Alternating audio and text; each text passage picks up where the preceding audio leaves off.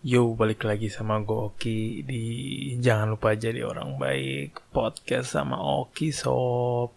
Karena hari ini, ini gak sih hari ini kan ya 14 Februari. Gue begini jam 1 pagi dan gue bikin episode ini khusus untuk orang yang paling berarti, yang sedang tidur di sebelah gue, yang lagi agak ngorok dikit, ya kan? Episode ini untuk kamu, Priscilia Rorimpandey. Ini gue agak bisik-bisik ya. Jadi gue nggak begitu keras banget. Nanti agak gue kerasin aja deh di record mixernya.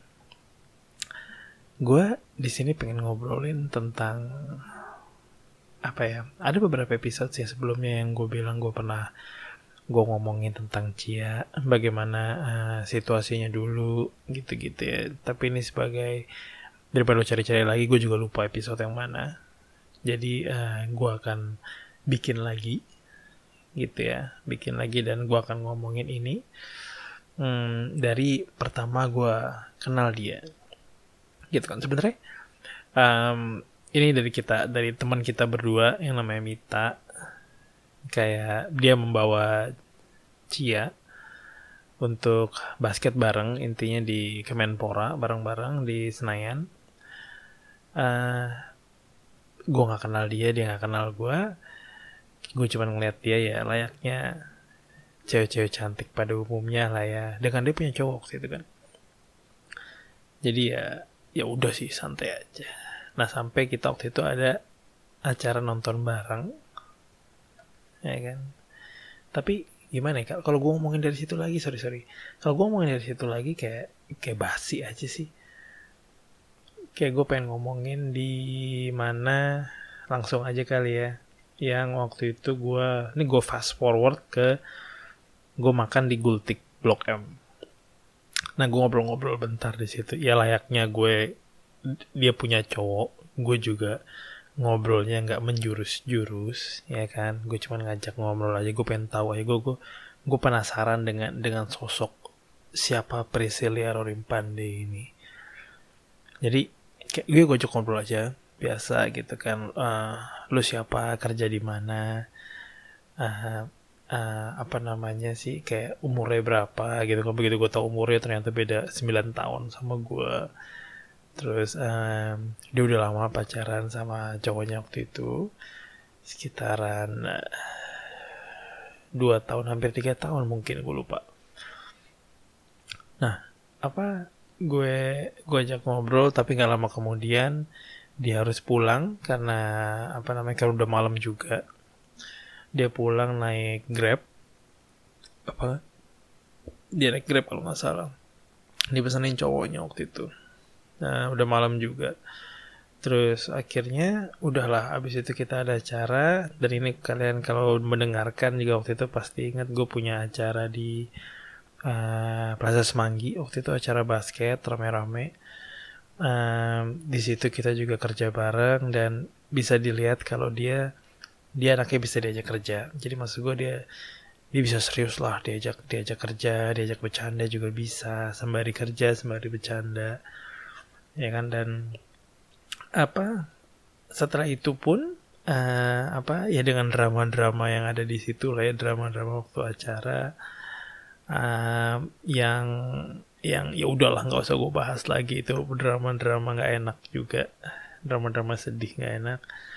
Terus akhirnya setelah acara itu kan dia putus, ya kan. Tapi sebelum acara itu juga waktu itu gue nggak pernah ngajak dia main basket di The Breeze di BSD. Yang di sini nih yang bikin gue ngerasa kalau wow, ternyata masih ada orang kayak lo gitu loh. Orang yang apa ya? Yang kayak tipe gue gitu katakanlah. Gue itu sangat picky. Sekali lagi, orang-orang yang kenal gue itu kayak tau lah betapa pikinya gue kalau soal nyari perempuan. Kayak gue perlu semuanya. Gue mau yang the perfect woman. Gue mau yang cantik, gue mau yang seksi, gue mau yang tinggi, gue mau yang seksi. Itu gue ngomong seksi 2 kali gitu ya. Gue mau yang semuanya itu yang baik, yang wow lah, luar dalam gue nggak mau tahu. Dan gue yakin itu ada. Dan itu apa ya, butuh waktu yang sangat lama untuk bisa menemukan. Asli lama banget. Dan apa ya, dan setelah gue mendapatkannya itu dari Cia gitu ya, kayak ini kayak jawaban dari doa gue lah, katakan. Nah, yang waktu gue tanyakan, waktu gue perjalanan menuju kayak balik dari The Breeze kalau nggak salah, balik dari The Breeze, terus gue ajak ngobrol ya kan, yang pasti dia bilang kayak, lo apa yang lo lihat 5 tahun ke depan, apa yang lo mau lakukan 5 tahun ke depan gitu loh. Dan layaknya karena gue adalah seorang wirausaha yang sedang berusaha menjadi tipikal wirausaha lainnya yang kalau orang bilang, kalau orang pikir gitu kan, wah wirausaha duitnya banyak. Gue sedang menuju ke sana, sedang menuju tipikal wirausahawan yang mempunyai uang banyak gitu loh. Amin. Dan waktu itu yang gue tanya, dan dia menjawabnya itu menjurus ke sana gitu loh. Menjurus yang kayak dia pengen punya usaha sendiri, dia nggak mau kerja kantoran terus-terusan sampai dia tua gitu loh. Ada saatnya nanti yang dimana dia keluar dan dia bisa bikin sesuatu, something bareng-bareng gitu untuk dia sendiri lah, katakanlah. Waktu itu kan dia masih masih nggak ada yang waktu itu dia masih pacaran kalau nggak salah. Terus udah dia jawabnya dengan itu, dia bilang dia mau bikin baju lah, dia mau bikin usaha A, usaha B, usaha C. Dan itu menurut gue untuk ukuran perempuan muda di umur early 20 itu harusnya belum ada kepikiran seperti itu gitu loh. Kita ngomongin mayoritas ya. Itu kayak sebuah kesegaran untuk gue untuk bisa ngomong sama orang yang udah mikir seperti itu gitu loh. Dan itu sangat jarang buat gue gitu loh ya. Gue yakin di luar sana pasti banyak, mungkin yang mendengarkan ini juga pasti pikirannya ke sana gitu loh. Cuman nggak tahu kenapa gue selalu dipertemukan dengan yang agak sulit untuk gue ajak bicara ke situ. Dan percayalah, area main gue sangat besar gitu loh. Gue ngomong dari berbagai orang, dari berbagai macam background, dari yang susah, tajir melintir, itu tuh semua udah gue ajak ngobrol. Dan untuk bisa menemukan yang seperti ini, itu I promise you, itu sangat sulit. Seperti itulah ya. Abis itu udah ya kan, acara basket yang tadi yang gue bilang. Dan akhirnya setelah acara basket itu, dia putus sama cowoknya waktu itu dan dia jadian sama gue. Dan ada berbagai macam lah yang mengira yang pasti dari sisi mantannya lah ya, sisi mantannya yang bilang kalau dia selingkuh or apapun itu.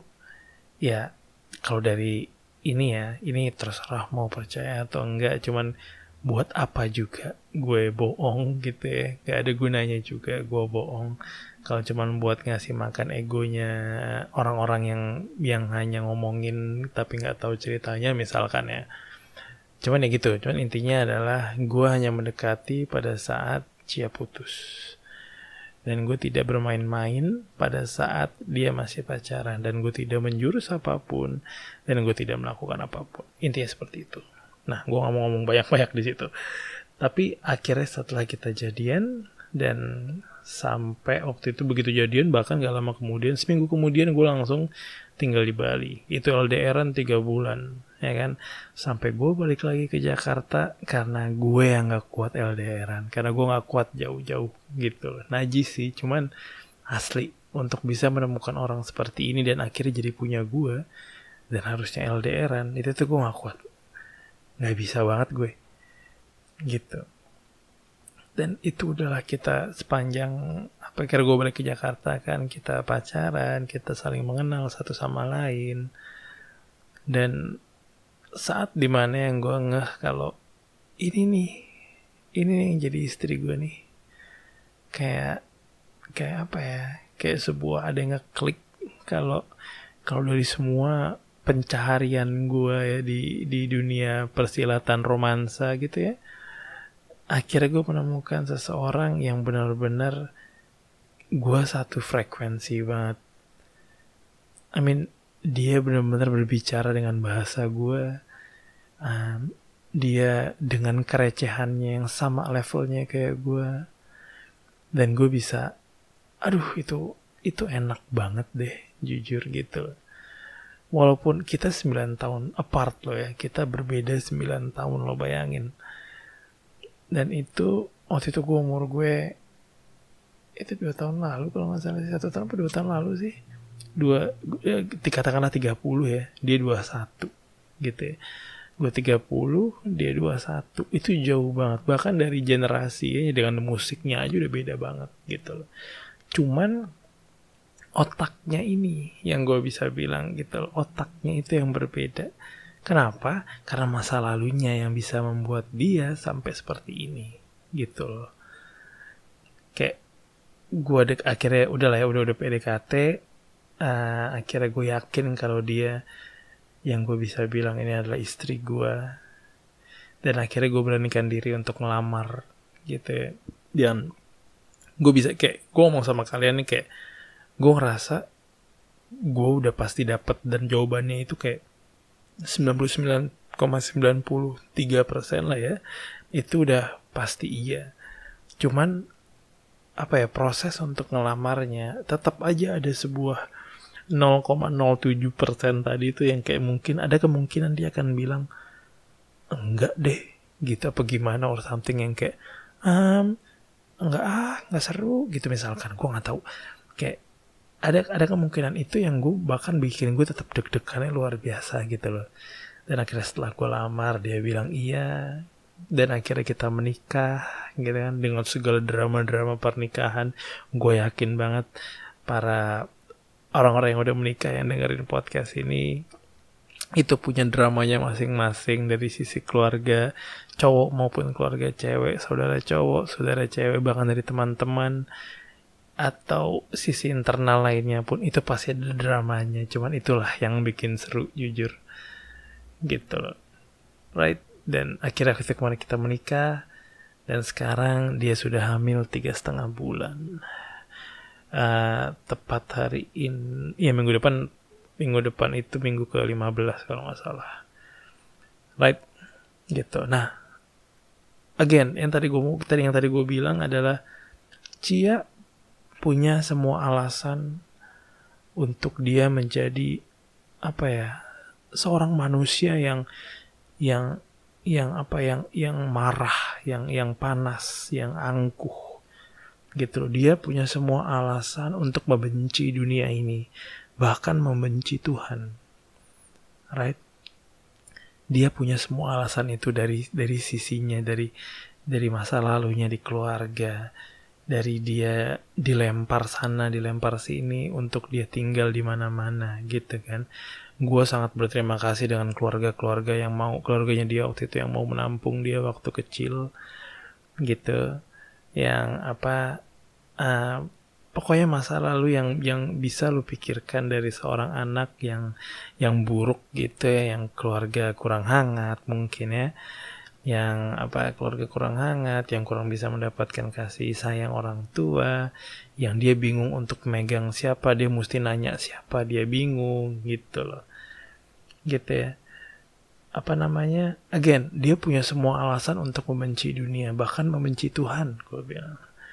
Right? Masa lalu yang sangat keras yang dia jalanin, yang penuh kekacauan yang gue bilang gitu kan. Gue gak bilang ini 100% kacau, enggak. Cuman kalau gue yakin kalian pasti tahu lah, atau mungkin kalian pernah merasakan betapa kacaunya hidup kalian waktu kecil gitu, yang dimana waktu kecil itu bisa membekas luar biasa, dan itu yang mendikte kehidupan lu gitu loh ya, pada saat lu gede sekarang gitu loh. Cuman ini yang gue sangat-sangat adore, yang gue sangat-sangat wow, karena malah apa ya, kayak membuat semua alasan-alasan itu jadi malah dia menjadi orang baik gitu loh. Dia malah pengen ngambil semua alasan-alasan negatif itu dan dia proses dan dia menjadi orang positif yang dia nggak pengen kalau nanti ada anak-anak lain yang kecil maupun besar yang merasakan apa yang dia rasakan waktu dia kecil gitu loh. I mean, she has a very very good soul gitu loh. Jiwanya itu tuh ingin membantu gitu loh. Of course dia masih manusia, dia masih benci sama orang, dia masih kesel sama orang, dia masih nggak suka sama orang, dia bete sama orang. Itu manusianya. Cuman dia bahkan kayak dia pengen semua orang itu bahagia, dia pengen semua orang itu seneng, dia pengen membantu semaksimal mungkin ke teman-temannya. Kalau dia teman-temannya membutuhkan untuk curhat, sekedar curhat, atau ada butuh kerjaan yang harus dibantu, dia akan open untuk membantu. Dia melayani di gereja, dia melayani bukan karena ingin dapat duit tambahan, dia melayani karena dia ingin melayani, dia melayani karena dia senang melayani, melalui nyanyian, melalui bantuan apapun, bakso, dan dia pergi ke tempat panti jompo, apapun itu gitu. Dan itu adalah sesuatu yang apa ya, kayak lo mau bikin, ini sebuah analogi ya, kayak lo ada tanah, ada pasir, ada sekop, dan lo dapetin itu semua dan lo olah, dan olahnya itu tiba-tiba menjadi sebuah omelet yang dengan keju yang enak gitu. Lo tidak mempunyai bahan-bahan yang bisa harusnya bikin omelet, tapi lo ternyata malah bisa bikin omelet yang enak gitu loh. Maksudnya gue itu analogi yang agak-agak ngawur, cuman maksud gue itu yang pengen gue kasih tahu, kayak apa ya, ini perempuan menjalani kehidupannya waktu kecil itu dengan sangat-sangat kelam, right? Dengan sangat-sangat kelam gitu loh. Gue nggak bilang 100% kelam, dia juga pasti ada mendapatkan bimbingan dari beberapa sanak keluarga yang pernah dia tinggalin, gue yakin gitu loh. Tapi dia bisa mengambil sisi positifnya dari itu semua dan membuang sisi negatifnya dari semua, right? Nah itu dia gitu loh. Dari masalah orang tuanya dia, masalah saudaranya dia, masalah internalnya dia di diri sendiri gitu loh, right? Dia kerja di Bekasi, dia tinggal di Bekasi, kerja di di Gatot Subroto, right? Di Gatsu itu lumayan jauh, dan dia harus naik bus, naik omprengan kadang-kadang, dan akhirnya itu capeknya luar biasa, macetnya luar biasa, dan